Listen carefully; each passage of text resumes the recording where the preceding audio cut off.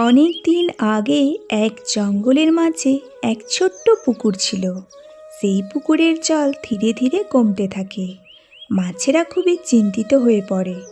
এক বুড়ো বক পুকুরের কাছে আসে ও উদাস চেহারা করে বলে, জেলেরা তোমাদের ধরে ফেলবে, চিন্তা করো না, আমি তোমাদের বাঁচাবো।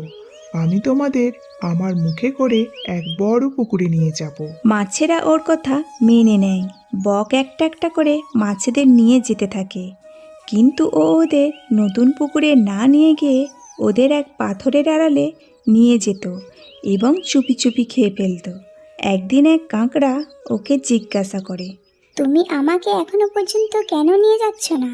বক ওকেও নিয়ে যাবে বলে রাজি হয়ে যায়।